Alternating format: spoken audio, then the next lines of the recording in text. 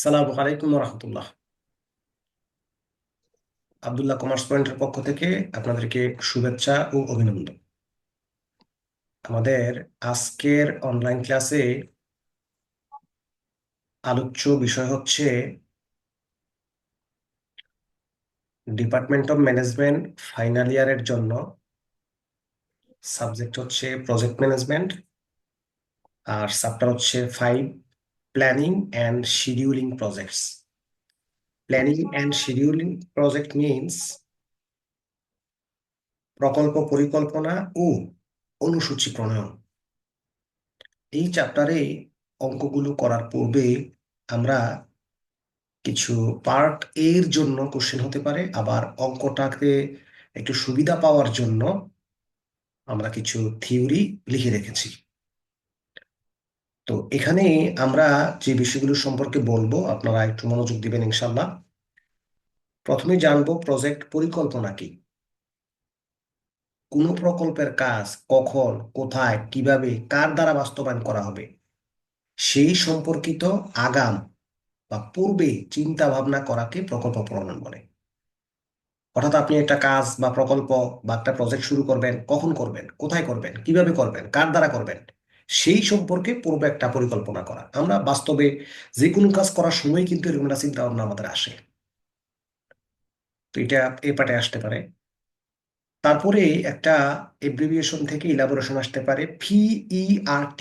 এটা আমাদের অঙ্কে কাজে লাগবে।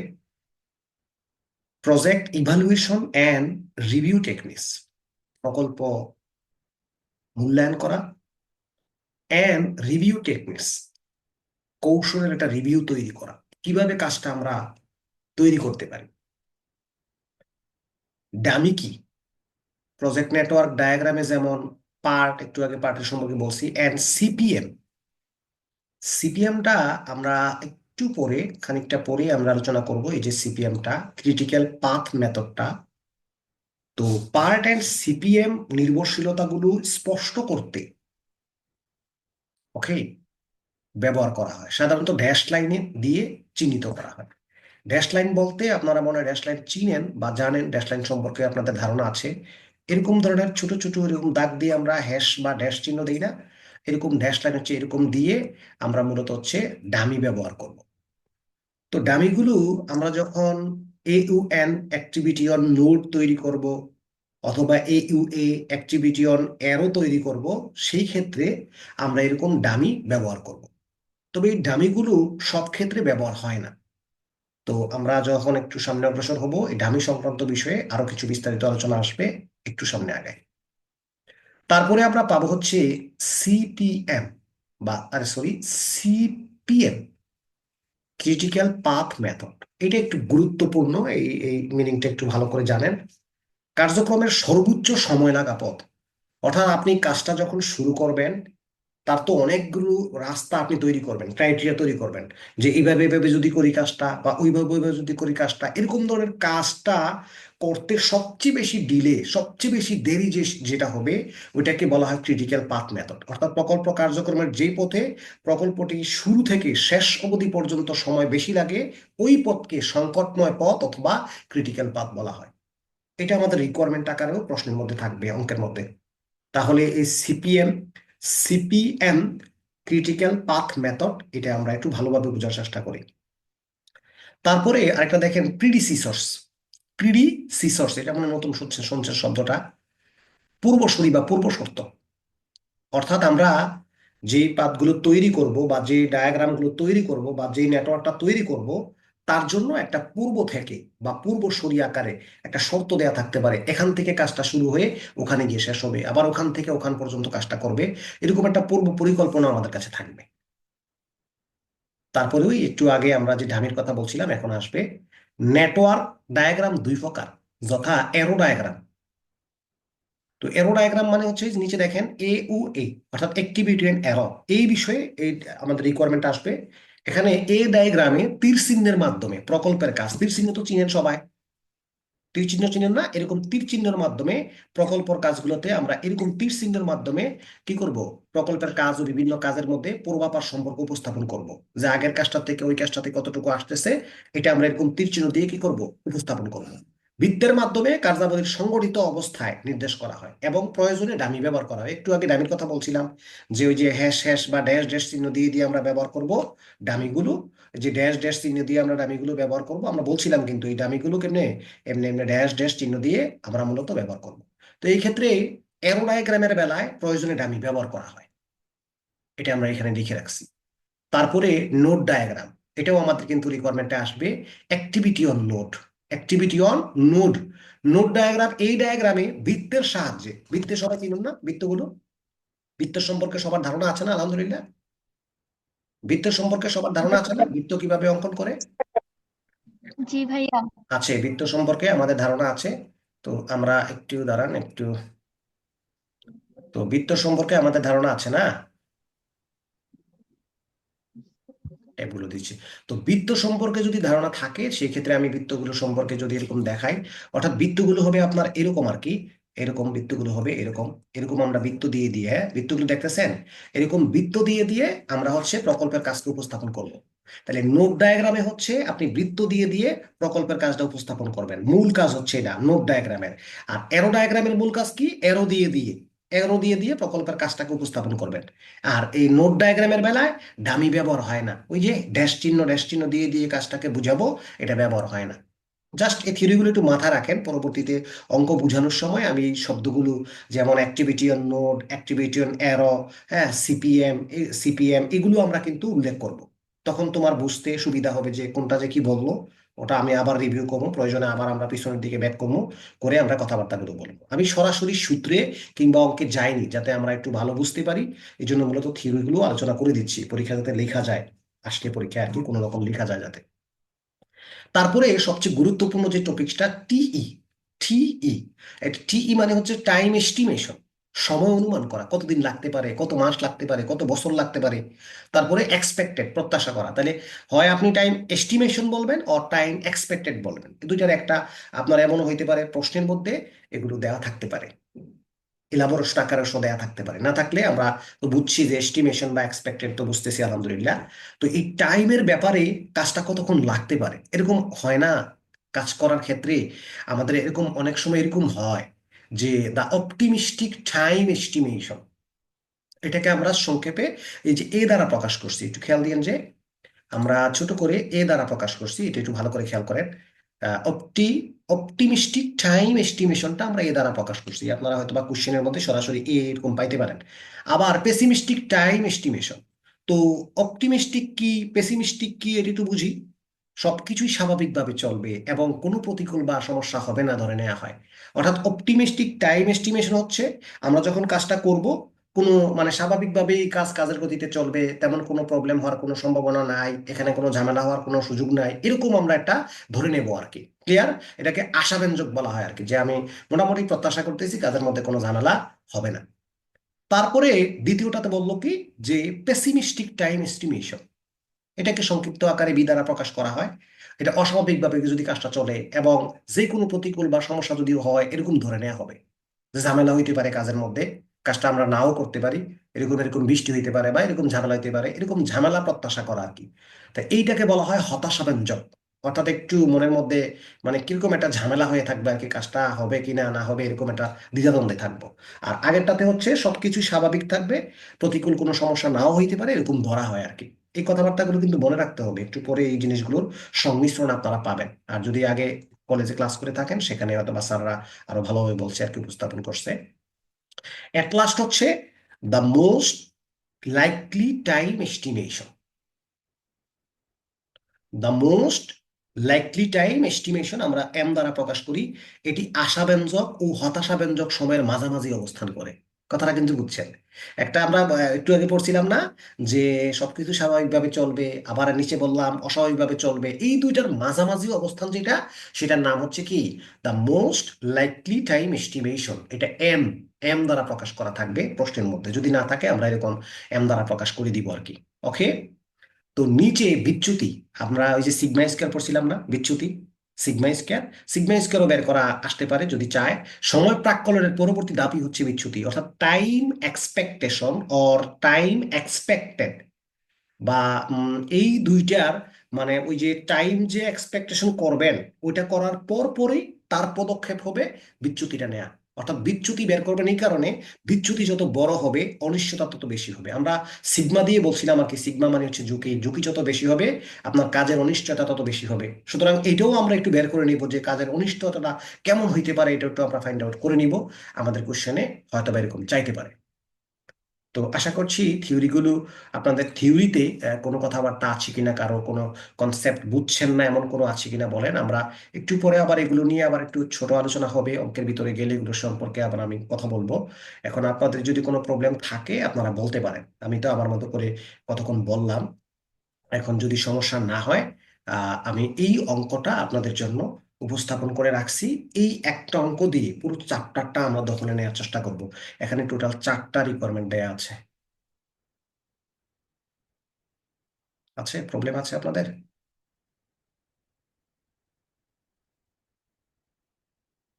আচ্ছা, ধরে নিলাম আপনাদের প্রবলেম নাই, যেহেতু কেউ বলেননি।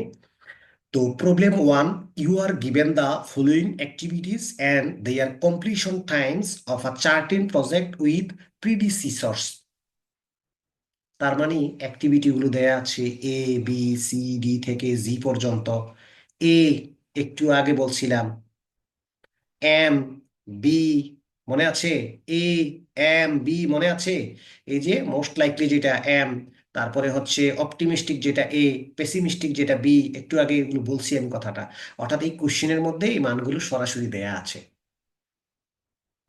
আর প্রিডিসিসর্স দেয়া আছে, এই যে অ্যাক্টিভিটি গুলো আমাদের যে কার্যাদিগুলো হবে তার জন্য পূর্ব শর্ত দিয়ে রাখছে, কে কোন জায়গা থেকে কাজটা শুরু করবো বা কার কাজের পরে কার কাজটা শুরু হইব, এরকম ভাবে বলা আছে।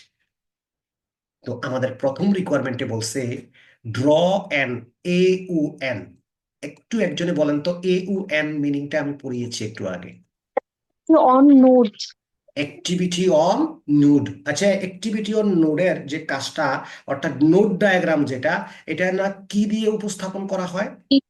উপস্থাপন করা হয়। বৃত্ত দিয়ে। কি দিয়ে? বৃত্ত দিয়ে প্রকল্পটাকে আমরা উপস্থাপন করব। এরপরে আবার বলছে অব্লিক আকারে আসতে পারে, draw network diagram of the project. এই প্রজেক্টের নেটওয়ার্ক ডায়াগ্রামটা তৈরি করেন। তো নেটওয়ার্কটা যে ডায়াগ্রামটা হবে, এটা কি বইয়ের মতো হবে, নাকি তোমারটা আমারটা সবারটা একরকম হবে? না, সবারটা আমারটা একরকম হওয়ার রাস্তা নাই। চেহারাটা একটু ভিন্ন রকম হবে, তবে ক্রাইটেরিয়া গুলো একই হবে। অর্থাৎ মান যেগুলো বের হবে, এই মান কিন্তু, ফলাফল কিন্তু জায়গায় এক জায়গায় বসতে হবে। তো এটা আমরা খুব সুন্দর করে উপস্থাপন করতে চাচ্ছি, খুব বুঝে বুঝেই করতে চাচ্ছি আমরা বিষয়টাকে। তো আমরা একটু ছোট করে নিচ্ছি। আপনাদের কি দেখতে কোনো সমস্যা হয়? প্রয়োজনে আমি একটা কাজ করি, আমরা এইটাতে এই রিকোয়ারমেন্টটা একটু উপরের দিকে নিয়ে যাই, যাতে আপনারা বুঝেন আর কি। আলহামদুলিল্লাহ, রিকোয়ারমেন্ট ওয়ানটা আমি এবারে করব, আমি একটু জায়গা একটু বেশি করে নিয়ে নিলাম। ওকে।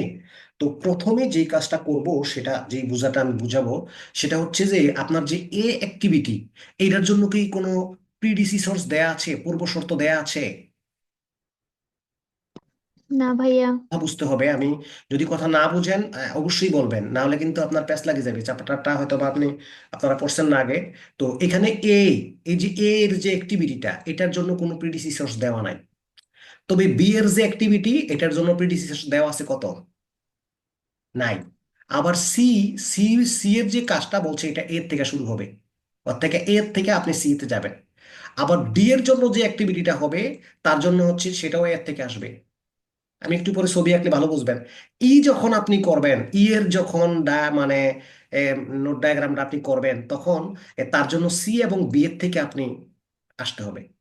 আবার যখন আপনি এফ এর এ করবেন, তখন আপনি সি বি এর থেকে আসতে হবে। আবার যখন আপনি জি এর এ করবেন, তখন আপনি ডিই থেকে আসতে হবে। তো কথাবার্তাগুলো হয়তো বা একটু এলোমেলো লাগছে, আমি ছবির মাধ্যমে আপনাকে বা গ্রাফিক্যাল প্রেজেন্টেশনের মাধ্যমে আমি আপনাকে বিষয়টা সুন্দরভাবে উপস্থাপন করে দিই, খেয়াল করে দেখেন। প্রথমে আমি আমার স্টার্ট একটা বাটন দিয়ে দিলাম, স্টার্ট বাটন দিয়ে দিব একটা।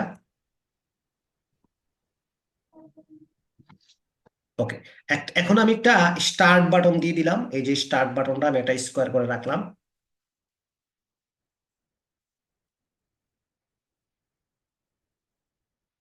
আমরা একটু ক্লিয়ার করে নিচ্ছি একটু। ওকে, এরকম একটা স্টার্ট বাটন নিলাম। নেয়ার পরে আমরা এখান থেকে কাজটা মূলত হচ্ছে শুরু করব। তো আমি ভিতরে স্টার্ট কথাটা লিখে দিলাম, দেখতে কি সমস্যা হয়? না। না ভাইয়া। আমরা যখন এ অ্যাক্টিভিটিটা অঙ্কন করব, তখন তার জন্য কোনো পূর্ব শর্ত দেওয়া নেই, প্রিডিসিসর্স দেওয়া নেই, দেখেন প্রিডিসিসর্স নেই। সুতরাং আমি একটু কাজ করি, আমি এটাই ভিতরে লিখতাম, তবে ভিতরে লিখবো না, আমি একটু বাইরে লিখবো, পরবর্তীতে আমি ভিতরে নিয়ে নিব। ওকে, প্রথমে স্মল লেটার দিয়ে লিখতেছি, কারণ এগুলো লিখতে গেলে বর্ণগুলো পরিবর্তন হয়ে যায়, কেন হয়ে যায় পরে বলতেছি। তারপরে আমাদেরকে বলছে, তো আমরা এখান থেকে স্টার্ট বাটন থেকে এর কাজটা হবে, তো সুতরাং স্টার্ট বাটন থেকে আমরা এর কাজটা দিয়ে দিলাম, একটা এরো চিহ্ন দিলাম। তাইলে বললাম কি, মনে আছে কিনা, যে অ্যাক্টিভিটি ও নোটগুলো বৃত্তের মাধ্যমে উপস্থাপন করব এবং অ্যারো চিহ্ন দিয়ে এগুলোকে উপস্থাপন করে দিব, আমি অ্যারো চিহ্ন দিয়ে দিলাম। তারপরে বি এর যে কাজটা, আমরা বিটাকে এরকম ভাবে এখানে করলাম, কারণ বি কার কাছ থেকে যাবে, বি কার কাছ থেকে উৎপন্ন হবে, বি এর উৎপন্ন স্থল কোথায় বলছে? নাই, বি এর জন্য কোনো তার কাছ predecessor থেকে। দেওয়া নাই, তার কাছ থেকে হবে। বি এর জন্য প্রিডিসিসর দেওয়া নাই, বিও আপনার স্টার্ট বাটন থেকে আসবে। কারা কারা বুঝছেন? বিও আপনার স্টার্ট বাটন থেকে আসলো। এখন এই যে সি, সি নামক সি এর যে আমরা অঙ্কন করব, সি এর জন্য সি কোথা থেকে যাবে? এ এ থেকে থেকে যাবে। হ্যাঁ, সি এর জন্য প্রিডিসিসর দেওয়া আছে কত? সি এর জন্য এ। এ। প্রিডিসিসর দেওয়া আছে কি? এ। এই এ এ। এর মাধ্যমে আমরা মূলত হচ্ছে এর থেকে আমরা সি এর নিব। তো আমি যেই কোনো জায়গায় সি এর অঙ্কন করতে পারবো, আমি এই সি এর এই মাঝখানে অঙ্কন করলাম, করে আমি বাইরে দিয়ে রাখলাম, তবে এটা এ থেকে আসবে বলেছে, আমি এ থেকে এর শূন্যটা দিয়ে দিলাম। আশা করি ক্লিয়ার। এ থেকে আসবে বলছে, তো আমি এ থেকে এরো চিহ্নটা দিয়ে দিলাম, এ থেকে একটা এরো চিহ্ন দিয়ে দিলাম। ওকে, তারপরে যখন ডি এর আঁকবেন, ডি, ডি কার কাছ থেকে আসবে? এ থেকে। হ্যাঁ, ডিও কিন্তু এ থেকে আসবে। সুন্দর, তাহলে আপনাদের মনোযোগ আছে, মনোযোগ হারায়েন না। ডি এ থেকে আসবে।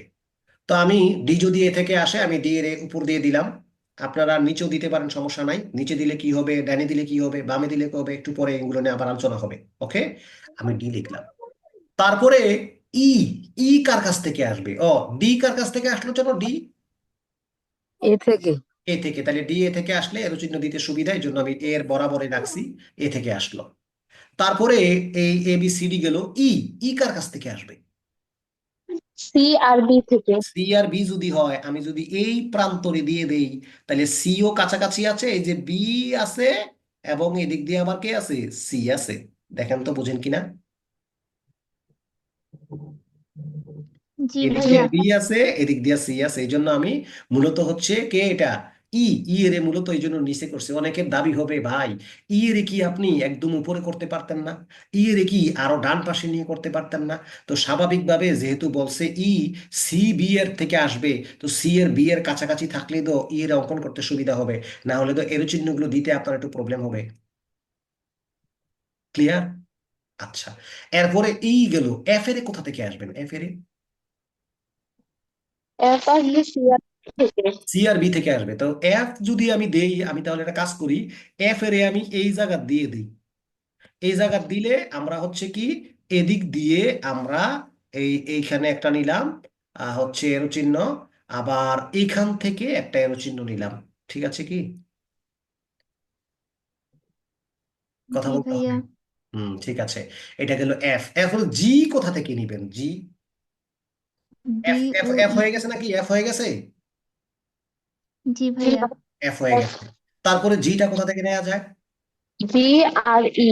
ডি আর ডি আছে উপরে আর ই আছে নিচে, ডি আর ই তে নিতে চাইলে, তাহলে আমাকে ঠিক এই জায়গায় যদি আমি দেই, এই জায়গায় যদি আমি দেই, তাহলে ডি উপর দিয়ে নিতে পারবো, এই এদিক দিয়ে নিতে পারবো।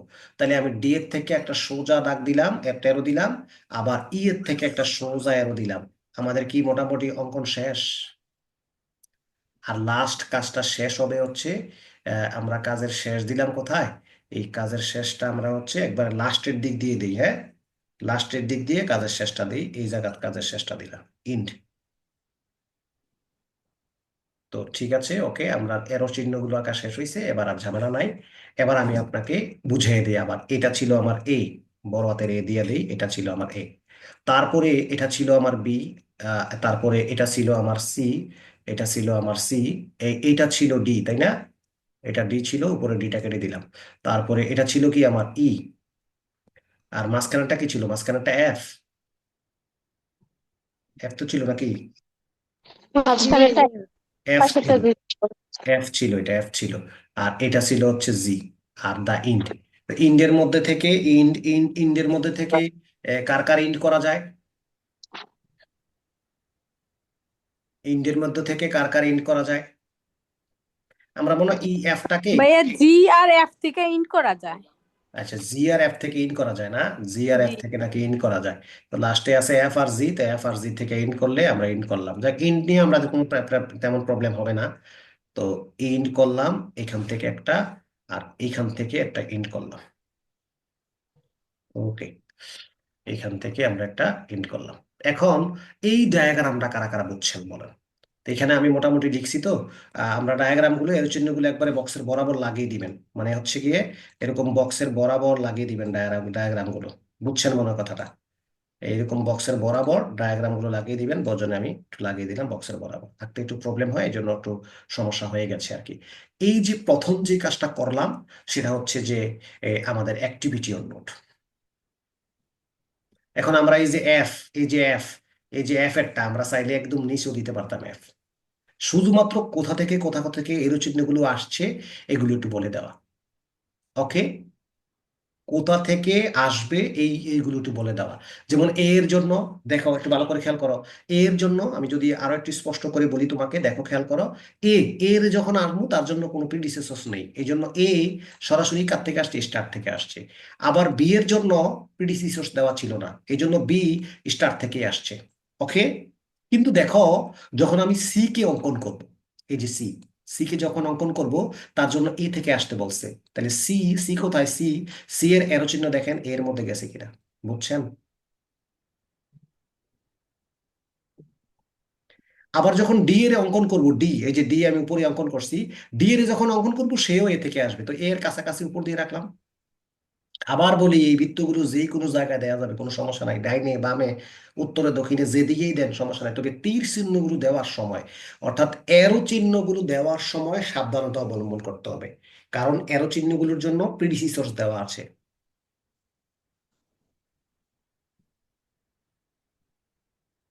আশা করি কথাটা বুঝছেন। ভাইয়া ইন আমরা কিভাবে করব? হ্যাঁ হ্যাঁ, এইভাবেই ছবিগুলো আঁকবেন আপনারা। ইন্ড ইন্ড হ্যাঁ, কাজ শুরু আর শেষ দেখাবেন না, কাজটা শুরু এখান থেকে হয়েছে আর কাজ শেষ এখানে দেখাবেন। জি ভাইয়া। ওকে, কাজের শুরু এবং কাজের শেষ দেখালাম। একটু পরে আরো এগুলো সম্পর্কে ভালো ক্লিয়ার ধারণা আসবে বা পাবেন, কেন করলাম এরকম ভাবে ডায়াগ্রাম একটু পরে দেখবেন। তো আশা করি আপনাদের প্রথম রিকোয়ারমেন্টটা একদম ক্লিয়ার, পারবেন ইনশাল্লাহ। এবার চলেন আমরা দ্বিতীয় রিকোয়ারমেন্টের দিকে যাই। ওখানে বলছে যে calculate the time, TE, time expected and variance, এই দুইটা করার জন্য বলছে। তো টাইম এক্সপেক্টেড এন্ড ভেরিয়েন্স এগুলো যদি আমরা বের করতে চাই, এগুলো আমি অলরেডি সলিউশন করে রাখছি। তো আমাদের কোশ্চেনের মধ্যে কি এ এর মান, তারপরে এম এর মান, বি এর মান দেয়া ছিল না? দেয়া ছিল। জি ভাইয়া। জি তো টাইম এক্সপেক্টেড এর সূত্র হচ্ছে এ প্লাস ফোর এম, ফোর হচ্ছে সূত্রের, প্লাস বি, বি এর মান ভাগ হচ্ছে সিক্স, সিক্স সূত্রের। তো আপনি কি টাইম এক্সপেক্টেডটা এই সূত্রের মধ্যে মানগুলো বসাই করতে পারবেন না? জি ভাইয়া। তো এখানে প্রথমেটা যখন করছি দেখেন এ এর মান প্রথমেরটা কত? ওয়ান, তারপরে সূত্রের four plus four into M, M এর মান চার, এরপরে হচ্ছে প্লাস সেভেন, সেভেন দিলাম ভাগ সিক্স সূত্রের, ভাগ দিবেন সবগুলো ফলাফল আসবে। পারা? জি ভাইয়া। সিগমা স্কোয়ারটা কি পারবেন? সূত্র হচ্ছে B minus A by six, six সূত্রের প্রত্যেকটা অঙ্কেরই ছয় হইব। বি মাইনাস এ, বি এর মান কত? সাত, এ এর মান কত? এক, সাত থেকে এক গেলে কত? ছয়, আবার নিচে ছয় দিয়া ভাগ, ছয় ছয় দিয়া ভাগ দিলে এক, একের স্কোয়ার করলে এক হইব। তার মানে টাইম এক্সপেক্টেড আর ভেরিয়েন্স ইজিলি আপনারা পারবেন, বললে আমি হাতে কলমে একটু লিখে দেব, বলে আমি বুঝি নাই তাহলে আমি লিখে দিতে পারবো। ভাইয়া বুঝতে পারছি। পারবেন? হ্যাঁ, ভাইয়া জি। এখানে হচ্ছে দুইটা চাইছে, টি মানে টাইম এক্সপেক্টেড আর একটা হচ্ছে ভেরিয়েন্স। তার জন্য দুইটাই আমরা দুইটাই করে ফেলছি, তাহলে এটা আচ্ছা আমরা দুইটাই করে ফেলছি, রিকোয়ারমেন্ট দুইয়ে দুইটাই করে ফেলছি, টাইম এক্সপেক্টেড এবং হচ্ছে ভেরিয়েন্স দুইটাই করে ফেলছি একটা বক্সের মধ্যে। তো নিচে আবার আমরা এই উল্লেখ করে দিয়েছি টিই মানে কি, টাইম এক্সপেক্টেড, আর সিগমা স্কয়ার মানে হচ্ছে ভেরিয়েন্স। ওকে, ওকে ভাইয়া। ঠিক আছে। তো এখন আসেন আমরা আরেকটা রিকোয়ারমেন্টের দিকে যাই। ওখানে বলছে পোর্ট দ্য টাইম এক্সপেক্টেড বা expected time with variance in it. অর্থাৎ এটা দিয়ে ইন্ডিকেট করছে বা বুঝাইছে আপনি যে নেটওয়ার্ক ডায়াগ্রামটা তৈরি করছেন, ওই নেটওয়ার্ক ডায়াগ্রামের ভিতরে আপনি এই মানগুলোকে পুট করার জন্য বলছে, স্থাপন করার জন্য বলছে। তো আমি যে নেটওয়ার্কটা তৈরি করছি ওই নেটওয়ার্কের ভিতরে এই ডাটাটাকে কি করার জন্য বলছে, পুট করানোর জন্য বলছে। তো আমি ওই নেটওয়ার্ক ডায়াগ্রামটা একটু কপি করে নিলাম, নিয়ে এখন আমি এটার ভিতরে কিভাবে পুট করা লাগে এই রিকোয়ারমেন্টটা আমরা কমপ্লিট করব। ডায়াগ্রামটা আমি এখানে আনছি। তো আনার পরে ডায়াগ্রামের ভিতরের কাজ একদম ঠিকঠাক ভাবে আপনি পারবেন। আমি একটু ছোট করে নিয়েছি বোঝার সুবিধার্থে। দেখতে কি বেশি প্রবলেম করে? না ভাইয়া।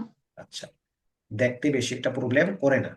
তো দেখতে বেশি একটা প্রবলেম না করলে প্রথমে একটা একটা করে আমি আসি। প্রথমে এ অ্যাক্টিভিটিতে টাইম এক্সপেক্টেড এর মান কত? 4। 4। তো 4 লিখলাম। টাইম এক্সপেক্টেড এর মান কত? 4। তাহলে এই বক্সের ভিতরে আমাকে মূলত হচ্ছে মানগুলো দিতে হবে। তো টাইম এক্সপেক্টেড এর মানগুলো আমি কালার পরিবর্তন করে দিই আপনাদের বোঝার সুবিধার্থে। ব্ল্যাক করলে মনে দেখতে সুবিধা হবে, তাই না? 4 হবে। তো লিখলাম 4, কমা ভেরিয়েন্সের মান হচ্ছে 1।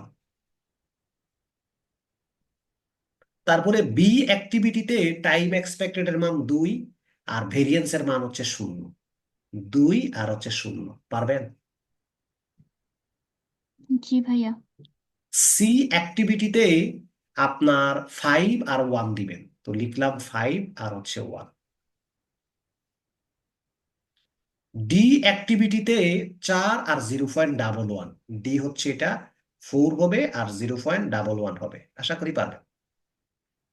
ই অ্যাক্টিভিটিতে 6 আর 0.44। ই ছিল আমাদের এটা, তাই না? 0.44, 6 আর হচ্ছে 0.44। আপনারা খাতায় করে ফেলবেন সুন্দর করে। এফ অ্যাক্টিভিটিতে 1 তো হয়ে গেল 1 আর জি অ্যাক্টিভিটিতে 6 আর হচ্ছে 1। আশা করি একদম ক্লিয়ারলি পারবেন। এখন জি এই স্যার। টাইম এক্সপেক্টেড গুলো ডেতে আছে না মান্থলি আছে না ইয়ারে আছে এরকম বলেনি। তো আমরা চাইলে ডেতে প্রকাশ করে দিতে পারবো, অর মান্থলি প্রকাশ করে দিতে পারবো, অর ইয়ারে প্রকাশ করে দিতে পারবো। এই যে কাজগুলো, এটা কিন্তু একটু পরে আবার আমাদের কাজে লাগবে। যে কাজটা এখন আমরা করছি এটা আবার একটু পরেই আমাদের কাজে লাগবে। একটু পরে দেখবেন, খেয়াল করেন, কাজে লাগবে সব। তো আজকের রিকোয়ারমেন্ট গুলোর মধ্যে আমরা ড্রয়েন AUN নেটওয়ার্ক করলাম, calculate the time expected and variance করলাম, আর put the time expected or expected time with variance in it. অর্থাৎ ওই অ্যাক্টিভিটি ও নোড নেটওয়ার্কের মধ্যে আমরা ওই নেটওয়ার্ক ডায়াগ্রামের মধ্যে যে মানগুলো পাইছি টাইম এক্সপেক্টেড এবং ভেরিয়েন্সের, এগুলো আমরা উপস্থাপন করে দেখাইছি। লাস্ট বলছে শো দা ক্রিটিক্যাল পাথ। তো ক্রিটিক্যাল পাথরা আমাকে শো করে দেওয়ার জন্য বলছে, দেখানোর জন্য বলছে। এখন এখানে যদি একটু ভালো মনোযোগ দেন এই বুঝটা আপনাদের ভালো হবে ইনশাল্লাহ। এটা কত নাম্বার রিকোয়ারমেন্ট ছিল? 3 নাম্বার ছিল রিকোয়ারমেন্ট, তাই না? 3 নাম্বার রিকোয়ারমেন্ট ছিল। এই 3 নাম্বার রিকোয়ারমেন্টটা আমরা বোঝার সুবিধাতে পরবর্তী পেজে নিয়ে যাই, বুঝতে সুবিধা হবে।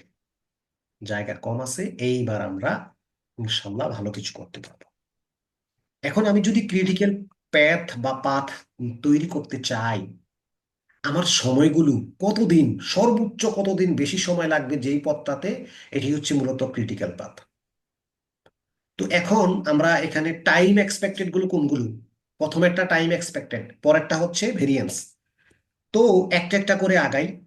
আমরা স্টার্টের পরের বাটনটার নাম কি? এ আর বি আছে। কি কি আছে? আবার বলি, টাইমের পরের পার্টটার নাম কি? আমরা রিকোয়ারমেন্ট 4-এ মূলত হচ্ছে ক্রিটিক্যাল প্যাথ গুলো তৈরি করব, তাই না? দা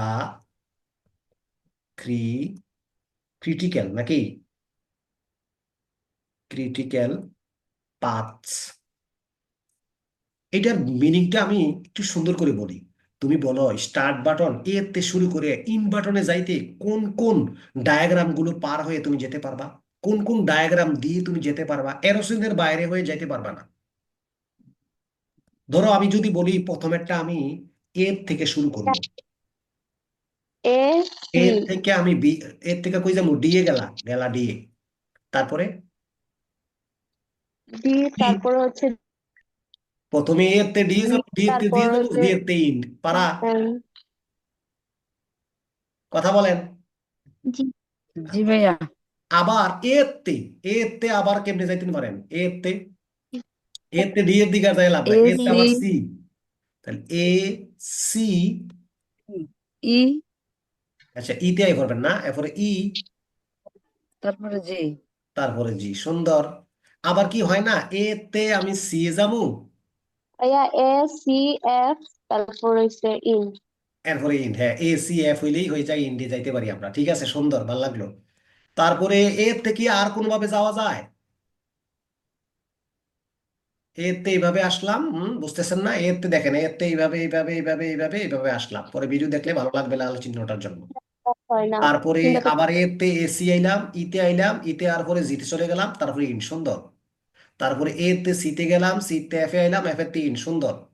এতে সিতে আই আর বিতে আসা যাবে না, এতে সিতে আই আর ডিতে যাওয়ার তো রাস্তাই নাই, এরো চিহ্নই নাই। তাহলে কেন আমরা অ্যাক্টিভিটি অন অ্যারো গুলো কেন দরকার আর অ্যাক্টিভিটি অন নোট কেন দরকার, এখন তো বুঝছেন আলহামদুলিল্লাহ। এখন আর কোনো রাস্তা নাই জি যাওয়ার জন্য,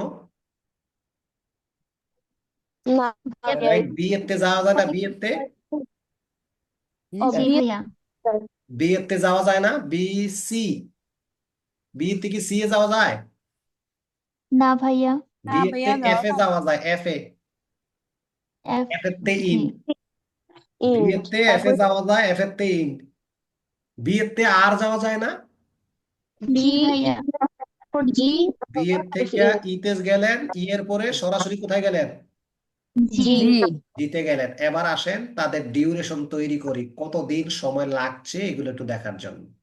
এবার এর মান কত, 4 যোগ, তারপরে কার মান, এর মানের পরে তো ডি, ডি এর মান কত, তাও 4, D এর মান 4 জি এর মান কত, 6, G এর মান হচ্ছে 6 কতদিন লাগবে, এরপরে এ এর মান 4 প্লাস সি এর মান কত, C এর মান হচ্ছে 5 সি এর মান হচ্ছে 5 যোগ, এরপরে ই এর মান কত, 6 সিক্স 6 যোগ জি এর মান কত, G এর মান হচ্ছে 6 6 লিখলাম, তারপরে এ এর মান কত, 4 এর মান 4 প্লাস সি এর মান কত, 5, 5 তারপরে হচ্ছে এফ এর মান F কত, F এর মান 1 1 প্লাস 1 ইকুয়াল টু দিলাম, তারপরে বি এর মান কত, 2, B এর মান হচ্ছে 2 তারপরে হচ্ছে 2 এফ এর মান কত, 1 এফ এর মান 1, ওকে। তারপরে বি এর মান কত, 2, ই এর B মান এর মান কত, হচ্ছে 6 ই এর মান হচ্ছে 6 প্লাস জি এর মান আর কত, 6 তাও 6, সমান চিহ্ন দেন। এবার এন সাইড 10, 10 এর সাইডে 14 দিন লাগবে, আমি ডে আকারে তো ধরে নিলাম আজকে, হ্যাঁ ডে আকারে ধরে নিলাম 14 ডেজ, তারপরে তো 10, 9 21 দিন 21 ডিস নাকি, 21 ডিস জি লাগবে, ওকে। 10 তারপরে হচ্ছে তাও 10 ডিস, তারপরে তারপর হচ্ছে 3 3 ডেজ, সুন্দর। তারপর 14 তারপর হ্যাঁ, তারপর হচ্ছে 14 ডেজ, অর্থাৎ এই ক্রিটিক্যাল পার্টটা বুঝছেন তো। এই বিভিন্ন সিচুয়েশন তৈরি করার পরে দেখলাম এ সি ই জি, এই ক্রিটিক্যাল পাথটাই হচ্ছে, এটাই হচ্ছে ক্রিটিক্যাল পাথ, অর্থাৎ এটাতে সবচেয়ে বেশি সময় আমাদের লাগবে 21 দিন, যদি এইভাবে এইভাবে কাজটা করি তাহলে আমাদের 21 দিন সময় লাগবে, আশা করি কথাটা বুঝছেন। সো তারা আমাকে ক্রিটিক্যাল পাথ বাইর করার জন্য বলছে, জাস্ট আমরা লিখে দেব সো ক্রিটিক্যাল পাথ বা path is critical path is equal to 21 days, এটাই অঙ্ক, এখানে শেষ। পারবেন? ভাইয়া তুমি সবগুলা কমেন্টস করো তো? মানে সবগুলো প্রত্যেকটার না দেখাইলে এন্ড। আমরা যোগফলটা তো বের করতে পারবো না। আমরা যদি জি শুধু ভাই। অনলি একটা দেখাই, তখন তো আমরা এটা মানে বলতে পারবো না, বুঝাতে পারবো না যে আমরা কোনটাতে সময় সবচেয়ে বেশি লাগবে। কারণ আমরা জানি ক্রিটিক্যাল পথ হচ্ছে ওই নেটওয়ার্ক ডায়াগ্রামটা বা ওইটাই যেটা বিকল্প পথসমূহ থেকে দীর্ঘতম সময় বা অনেক সময় বেশি লাগবে, এটাই হবে আমাদের ক্রিটিক্যাল পাথ। সুতরাং আমরা কোন পার্টটাতে বেশি সময় লাগবে এটা আমরা তো প্রত্যেকটা কাজ করে তারপরে দেখাতে হবে। অথবা জি বই বা ভাইয়া। গাইডগুলোতে ঠিকঠাক করে নাও দিতে পারে, বাট আমরা দিয়ে দেব। ওকে। তো আপনাদের যদি এই জায়গায় কোথাও কোনো প্রবলেম বা কনফিউশন থাকে, আপনারা বলতে পারেন, ইনশাল্লাহ কোনো সমস্যা নাই। তো আপনারা যদি ক্লাসটা বেশি একটা সুবিধাজনক না মনে হয় বা মনে না থাকে, আবার পুনরায় ভিডিওটা দেখবেন আপনারা, দেখে তারপরে আস্তে আস্তে অঙ্কগুলো করতে পারবেন। এখানে টোটালি আমাদের এই অঙ্কটার মধ্যে মোট 4টা রিকোয়ারমেন্ট ছিল। এই 4টা রিকোয়ারমেন্টে কিন্তু আমরা এখানে দেখিয়েছি। বাট তুমি যদি এই অঙ্কটা পারো, দেখবা যে তোমার পরবর্তীতে আমি ধরো যে কত নাম্বার অঙ্ক, এই যে 2 নাম্বার অঙ্কটা যদি যাই, সেখানে দেখবা যে একদম সহজ, কিচ্ছু নাই। এই যে দেখো, অ্যাক্টিভিটি দেয়া আছে, টাইম গুলো ডেতে আছে, এই যে এখন ডেতে বলছে। তারপরে প্রিডিসিসর্স দেয়া আছে, আর ড্র আর network diagram for the project, আর শো দ্য ক্রিটিক্যাল পাথ। বেশি কিছু চাইনি, বুঝছেন? বেশি কিছু চাইনি, এরকম চাইছে। তারপরে আবার আমাদের 3 নাম্বার অঙ্কটাতে দেখেন শুধুমাত্র অ্যাক্টিভিটি অর নোট ডায়াগ্রাম করার জন্য বলছে। 4 নাম্বার অঙ্কের মধ্যে তো ডাইরেক্ট ক্রিটিক্যাল পাথ তৈরি করে দিছে তারা, মানে অ্যাক্টিভিটি অর নোটটা তারা তৈরি করে রাখছে। জাস্ট আমাকে বলছে ক্রিটিক্যাল পার্টটা এবং হাউ লং, মান্থস, এগুলো আবার মাসে আছে, will take to complete the project. Project শেষ করতে কত সময় লাগবে এটা বের করার জন্য বলছে। সবচেয়ে বেশি সময় কোথায় লাগবে, তখন আমরা কোনটাতে সবচেয়ে বেশি সময় লাগবে এরকম বলে দিব। ওকে। তারপরে হচ্ছে 5 নাম্বারেও সেম কাহিনী, একই একই কোশ্চেন। তারপরে 6 নাম্বারেও অ্যাক্টিভিটি অন নোট আর এরো ডায়াগ্রাম তো একসাথে হয়ে যায়, এরো গুলো আর অ্যাক্টিভিটি অন নোট গুলো।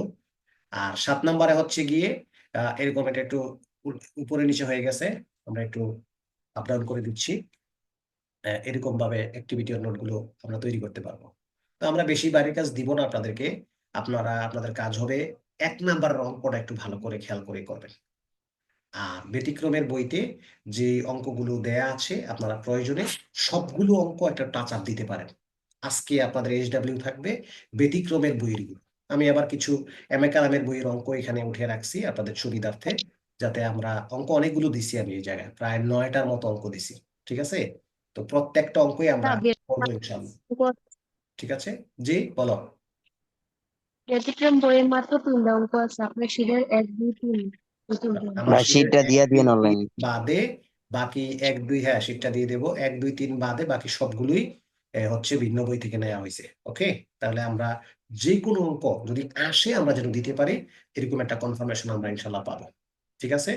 তো আজকে আমাদের ক্লাস মোটামুটি এই পর্যন্তই। ঠিক আছে? আল্লাহ ভালো রাখুন। আসসালামু আলাইকুম রহমতুল্লাহ। ভাই শীট